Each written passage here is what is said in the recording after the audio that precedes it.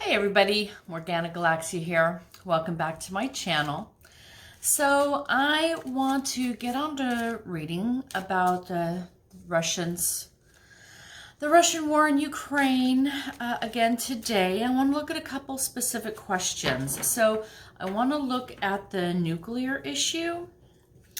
I also want to just take a look at the state of the Russian military because, you know, there's been a little chatter about that they're kind of already losing, right? They're having trouble re-equipping themselves, bringing in supplies, food, that kind of thing.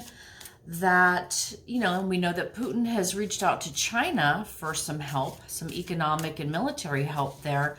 So, ooh, you know, are they kind of already starting to feel that defeat there? So I want to look at just kind of the status of the Russian military, how they're doing. And then, yeah, I want to look at China, right? So I guess Putin's asked again for that help.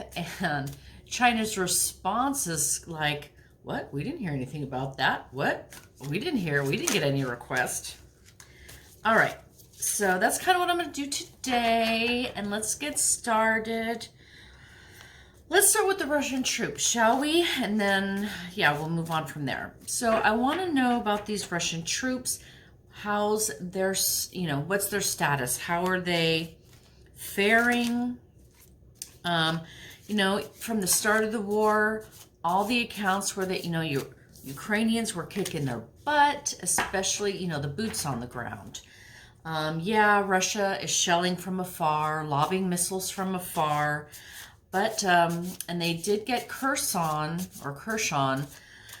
but, you know, they're having some trouble. They are incurring heavy casualties, heavy losses, losing a lot of equipment, losing a lot of tanks. Just, you know, they're kind of getting beat up here. So let's take a look at the Russian military and the state of their readiness, the state of their affairs right now, Spirit. So let's get into the Russian military and how their fight in Ukraine is going. Russian military. These cards nicely shuffled. Okay, let's see. I'm not going to bring you down because it just doesn't work. So let me, Russian military, okay. Oh, yep.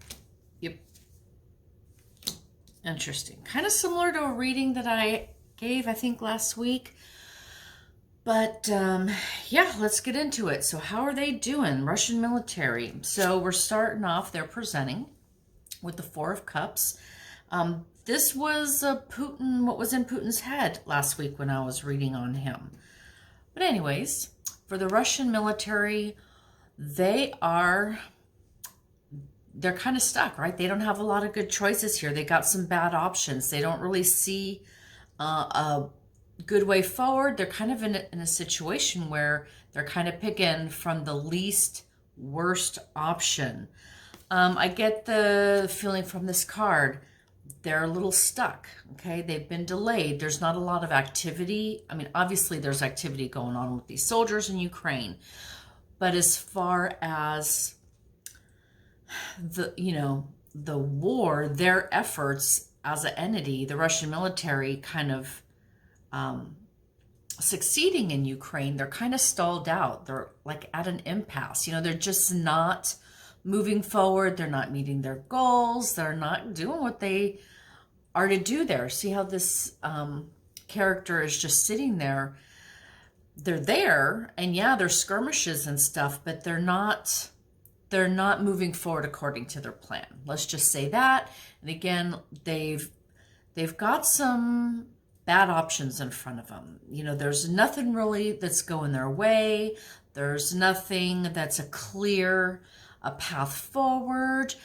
They're being indecisive, or they just don't know what's the best option in front of them. Okay, so they're having right off the get-go, they're having some difficulties. They've got a lot of bad options. They don't really want to take any of them. They're just kind of in a sort of a state of maybe wait and see, maybe waiting for some information to come down from Putin. Who knows? But yeah, they're there. And obviously the war is progressing every day. There's casualties and so forth. But as far as them achieving their goals, they're stymied. Okay. Their challenge, ooh, is a death card. So given that we're talking warfare here, I'm going to take death at face value, because I really am asking about the boots on the ground here.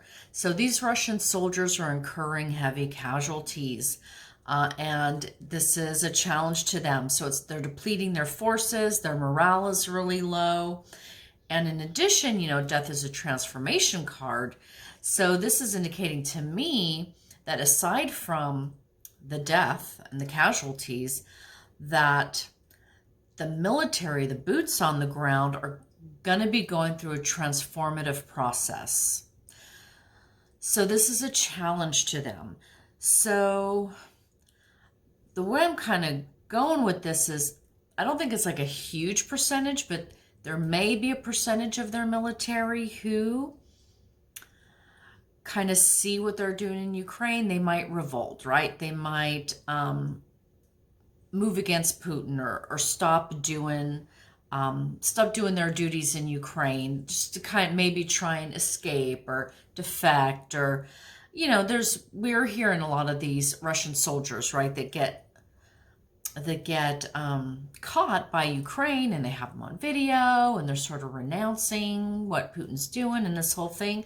So I think there's this transformative element that's going on in the Russian military here. But it comes out of death, okay? Death and carnage. That's definitely the challenge to them, is incurring heavy losses. And it's making them think twice and making them realize, oh, the Ukrainians aren't welcoming us in. They're not flying Russian flags, right? They're not celebrating our arrival, and they're trying to kill us and trying to defend themselves, okay? Death, destruction, questioning what they're doing there. Did Putin lie to us? Our parts, my hope is, maybe my hopes are reading a little into this, but there's a transformative aspect there. I'm hoping they're starting to kind of look around and be like, oh, what the F are we doing here? And moving against Putin, okay? So what is in the sky above them? What are they inevitably going to have to face? And here we have the Lover's card. So, so this is a partnership. This is, a partnership. It's an agreement. It's a commitment. So what is the Russian military going to have to face? The feeling that I'm getting here is this is their leader. They are obliged to follow Putin's orders, right? So the military has a relationship with the president, right? He leads the military. So this is that partnership, the commitment that the military has to their partner, Putin.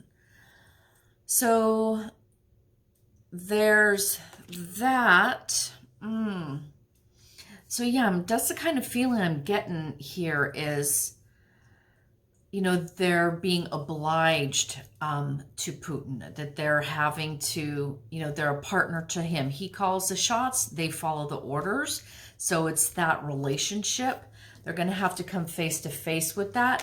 So again, I think they're going to have to, these troops, whether it's soldier by soldier, platoon by platoon, are going to have to ask themselves, ooh, do I want to keep laying in bed with this mass murderer? Do I really want to be his blunt instrument, or are they going to have to break up with him? So, ooh, maybe some trouble in the ranks with this transformation card, right? It's kind of where I'm going here.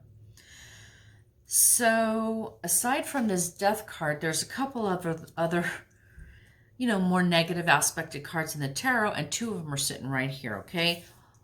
Foundation.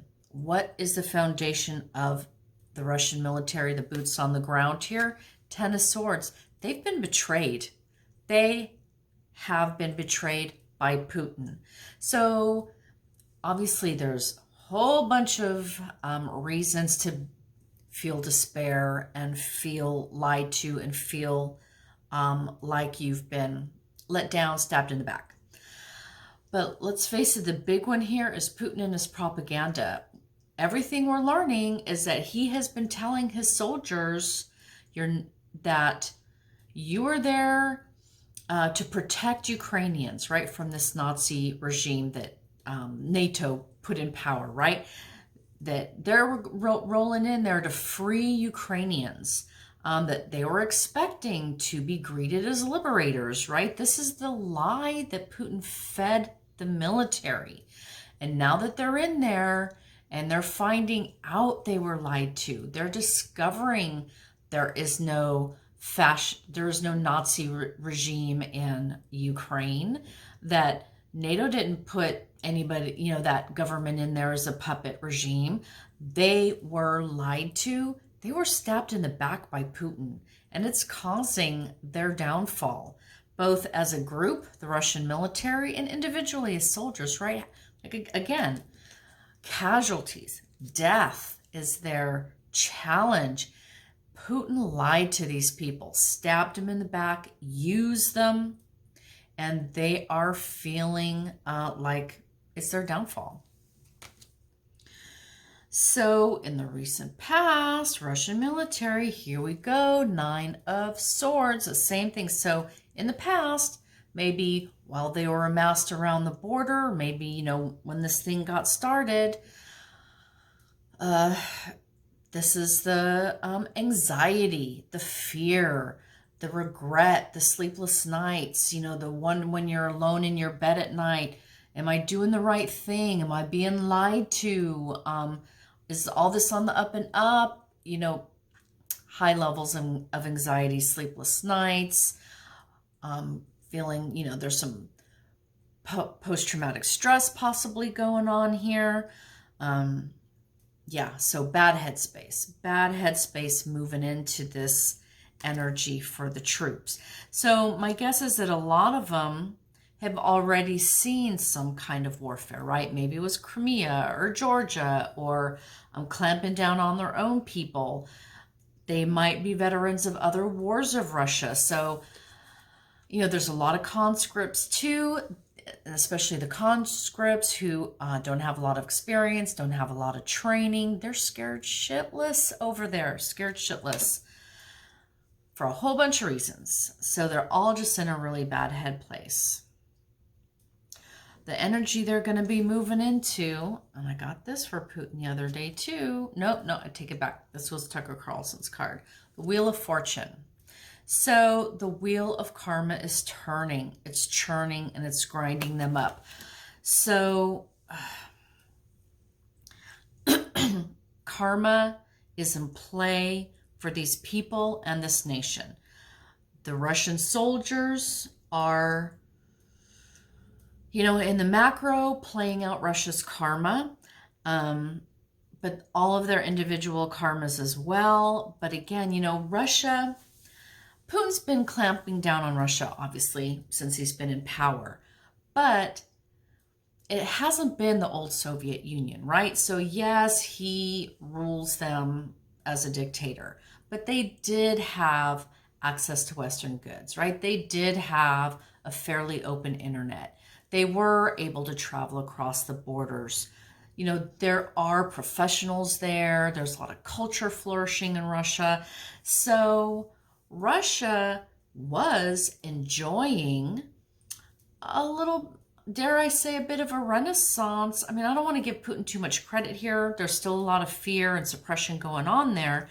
But everyday Russians, they had the ability to have a decent life, right? And it was such a vast improvement over the prior Soviet Union and just that strict, hardcore communist state that was there before Putin. So it wasn't the Soviet Union. It's Russia. Not great, but they still had some freedoms and some agency.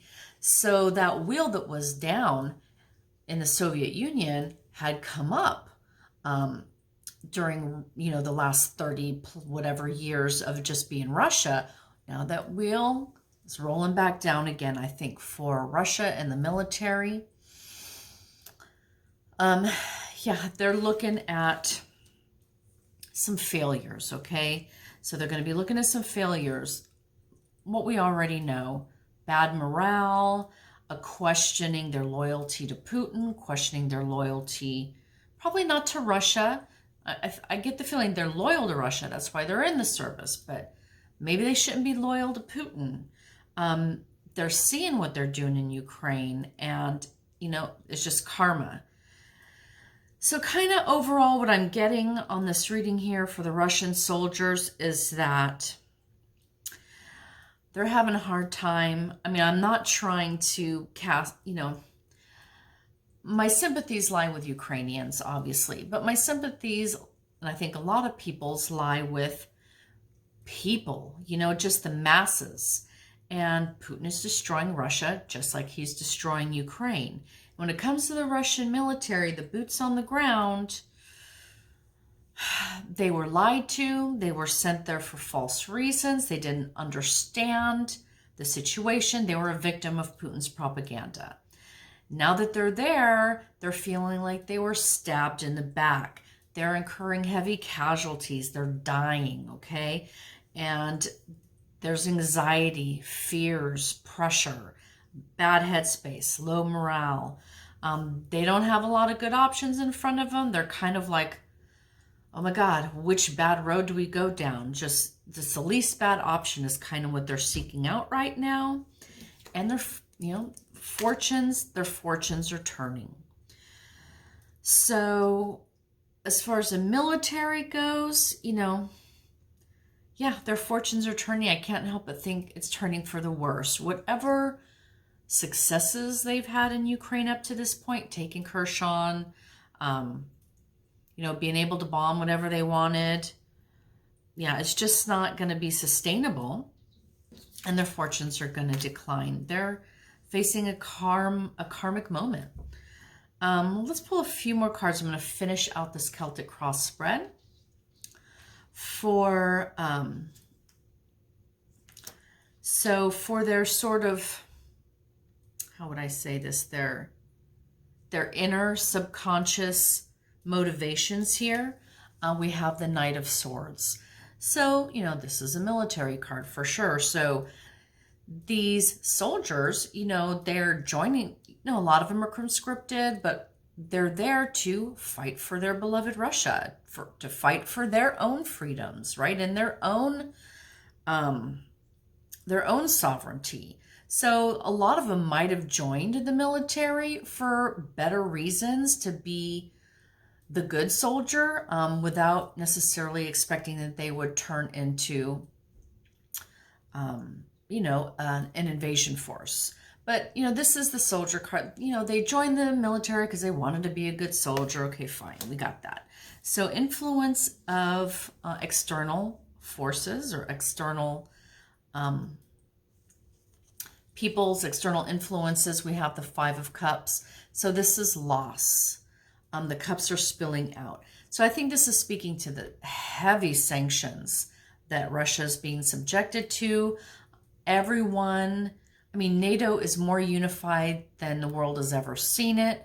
The sanctions are stronger than the world has ever seen, and everyone is really pulling together to get this done, right? And it's just heavy losses from the outside world to Russia. They're not only is Russia losing a lot, but these nations who are imposing the sanctions, you know, they're kind of taking a hit to get this done, right? Like in the US, gas prices are going up. In other countries, there might be other things, you know, like the Nord Stream 2 pipeline in Germany, right? They really wanted that pipeline. They had to give that up. So losses being felt all the way around here. So this is sanctions. Okay, hopes and fears. hopes and fears. Six of Pentacles. So the feeling I'm getting with this card, so this is obviously about money. This could be money laundering, payoffs, bribes, you know, shuffling money around. The feeling I'm getting here is sort of the same thing, but with votes. I think this card is talking about the this sort of election process, the voting process in Russia. So the hope is they can vote Putin out, that they kind of have a representative, dare I say, democracy, or their kind of version of it, as close as they can get. You know, they want to be able to vote and put politicians in, take politicians out, you know, have all of the people of Russia have a say in their leadership. The fear, of course, is that they cannot do that because it's rigged. It's imbalanced. The votes are count, you know, it's rigged. So that Putin's cheating, that no matter who votes for what, no matter who does what, that imbalance will never get Putin out of power. So that's the hopes and fears that I'm seeing here, is just the integrity of Russia's own elections and voting, I think, is going to become sort of front and center when the Russian people realize what Putin has done, and when they start thinking about how they want to get him out of office. How are we going to do this? His election's coming up in, 1 year, 2 years, maybe 2026, and they might be voting for their president again. So if Putin survives this, he's going to be up for election, and the Russian people are going to have to figure out if they have the ability to get him out of office. So that's going to be coming down the line a little bit. And for the outcome, the High Priestess. So the outcome is all about secrets, sort of in this context here, hidden agendas, deciding what you want to release, what you want to hide, the information that you want to give. So for the outcome here, and again, this is focusing on Russian soldiers. So the feeling I'm getting here with this High Priestess is that a lot is going to come out in the end. A lot is going to come out to the general Russian population, including these Russian soldiers, about what really went down in Ukraine, what Putin really did to them and their nation, as well as Ukraine, how everything kind of is going to be Putin's fault, but it's not going to be a full disclosure. It's going to be partial, okay? So they're going to find out a lot, but maybe not everything. Or they're just, you know, it's either going to be partial learning, you know, because there's still always that problem with that open media in Russia. It's either that, or they will finally understand Putin's hidden agenda, what his intentions were, what his motivations were. So he might be exposed if this is an exposing of Putin. Otherwise, I would say it's just a partial exposure of the secrets that are around this whole catastrophe of a war. So that's what I'm getting for the Russian military today. I'm sure I'll read on them again as this progresses. But right now, I feel like they are unhappy, low morale. They've been lied to, experiencing a lot of death and destruction, and they're not quite sure why they're there doing that. So far, they're loyal to their lover, Putin, but we'll see how long that lasts. Okay, so I want to do a little quick one on the scariest question of them all. Is Putin going to use nukes? So I talked a little bit before when I asked this question, kind of differentiating between, you know, the big bombs like we see on TV all the time and those smaller tactical nukes. So when Russia threatens nukes, what are they really threatening here? And what is really world ending here? You know, what is really mutually assured destruction? I guess Zelensky's come out and said that he thinks Russia's bluffing. Maybe, but I don't think NATO's willing to call that bluff. So that's what we're going to talk about. Let's get into this. Putin and nukes. Just going to ask a few quick questions.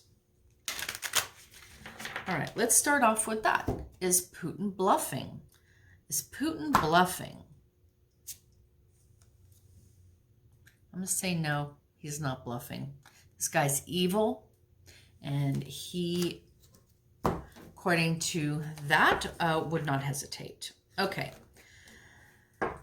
Will nuclear devices be used during this conflict? Will any type of nuclear device be used by Russia during this conflict? Is Putin going to move towards nuclear? Will Putin use a nuclear device during this conflict? Show me, Spirit, whether we need to expect some nuclear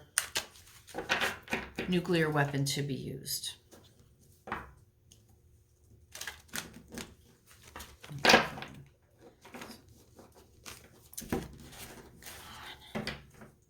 Sorry, guys, these cards. Nuclear weapons, Spirit. Okay.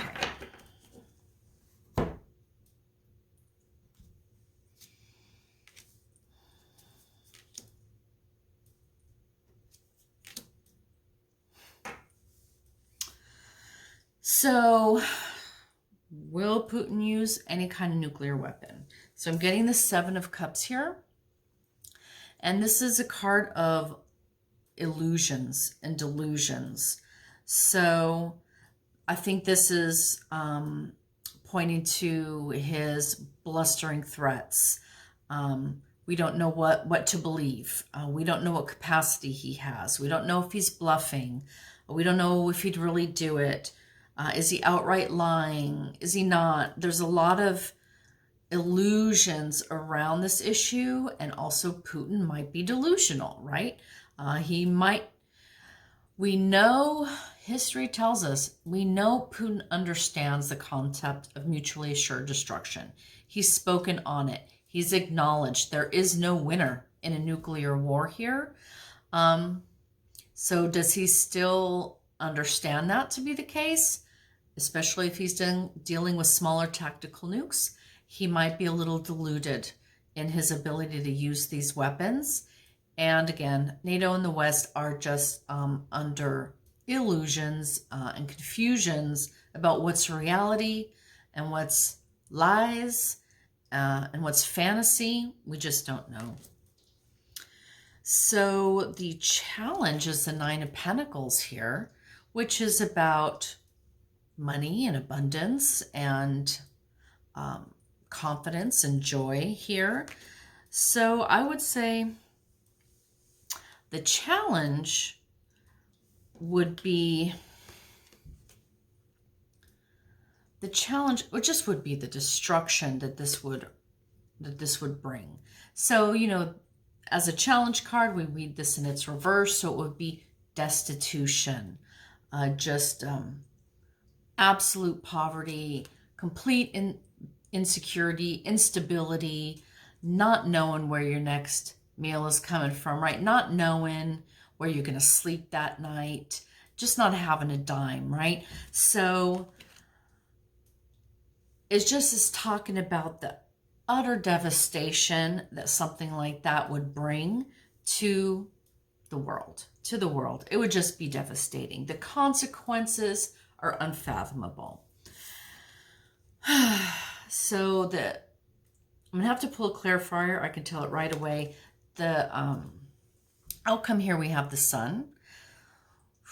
So normally this is a wonderful card, right? Joy, optimism, and so forth and so on. But I'm talking about nuclear weapons here. Kablow. We're talking about this sort of, you know, it's not an atom bomb, it's a nuclear bomb, but it's about fission, right? It's about the nuclear reactions that happen in the sun, a kablawi. So as far as the outcome, I would lean towards this would be an explosion here of the kind of chemical reactions that we see in the sun, that is the heart and center of a nuclear bomb. One clarifier here, Two of Wands. So he hasn't yet walked down one path or the other. Putin is still on the fence about whether he wants to do this or not. He's going to let the situation on the ground probably kind of dictate his opinion or his path. But so far, he hasn't gone down that path. So the threats are there, but he hasn't made any decisions. There's the path of light. There's the path of dark. He's going to have to make a choice here. But again, I'm clarifying this card, and from what I'm seeing, it just this sort of geologic time. I'm just going to leave that there because I don't even want to think about it. Okay, let's finish up with a look at China. So Russia has been, or I should say has asked, supposedly, China to assist them both economically and militarily. I suppose provide some hardware. I can't imagine they'd ask China for troops, but might provide some hardware, stuff like that. Help them get around the sanctions, kind of ease up their economic burden. And China's like, who said what? I didn't hear anything. Okay, so how is China going to respond to this request? How will China respond to Russia's request for assistance? All right, how will China respond to Russia's request for assistance? All right, let's give it a good mix. How will China respond to Russia? You know, pros and cons, right? You know, if Russia goes down, that just elevates China up a notch as one of the superpowers of the world. But then again, you know, Russia's sort of been about as close to an ally as China can get. You know, same sort of communist, authoritarian regime, closed system, propaganda, the whole shebang.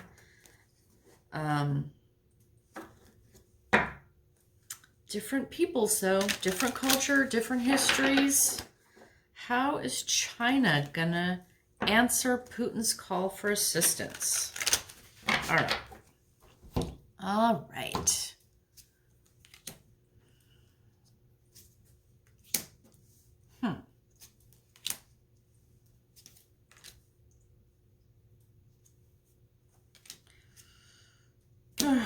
Okay, so we're starting off here with the Magician. So I feel like China might throw Russia a little shade. You know, they might kind of ghost Russia for a little while. Maybe not, you know, respond so quickly. Maybe kind of throw a blanket over that, put some illusion around that, have it be unclear, unanswered. Just get the feeling they're just kind of trying to weave a spell over that. Oh, we didn't see anything. La la la la la. It's the kind of feeling I'm getting. Now, typically, obviously, the Magician is bringing something into manifestation. So I will include that traditional definition, because that is what Russia's asking China to do. Bring something into manifestation for us. You have all the tools that you need here to create what we're asking you for. Can you manifest this? Can you bring it to us? Right? And so that is the ask of Russia. I just feel like China's like, let's see if we can throw some illusion on that, obscure that a little bit. And to sort of support that, the challenge card here, again, with the Seven of Cups, is the illusion and delusion.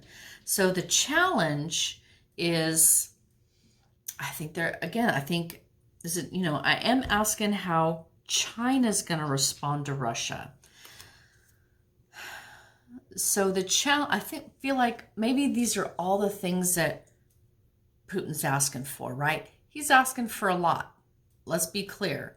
Any help that he's asking from China is asking for a lot, but there's obviously going to be some specifics, right? We want these kind of arms, this kind of economic relief, this kind of, manipulate the currency or, influence the UN, whatever they're asking of China. I think they're asking a lot that China can't give them.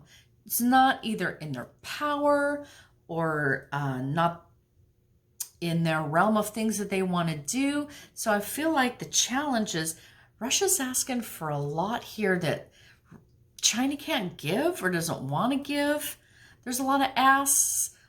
This is the challenge. Like, oh, we can't get that for you. Oh, no, we can't do that for you. No, this is a feeling I'm getting here. These aren't reasonable and logical requests here. There's a lot of illusion, a lot of fantasy in these cups, asking for just things that are beyond the pale. In the sky, though, what is China going to have to be facing? And we have the Ace of Wands. So this is a new work, a new opportunity, a new endeavor. So this is kind of indicating to me that maybe they will do something. There is some kind of project maybe that they can work on. There's some sort of job they can do. There's something, there's some work that China can provide. And they're going to have to come face to face with if they want to do that or not. But this is kind of a yes card. So I think that of all these random things that maybe Russia's asking for, China might figure something they can do. Something they can do. Foundationally, we have the Chariot. So there's a lot of fast action here, fast movement, going into battle, okay? So if China helps, this would be, in a way, a little version of them going into battle. And here in the past, we have the Knight of Pentacles. So this is a very slow-moving knight. This knight is not rushing into battle here, but he does bring resources with him, and he brings finances with him. And finally, as far as the energy that this question is moving into, we have the Two of Swords, which is an important decision to be made, one with a lot at stake.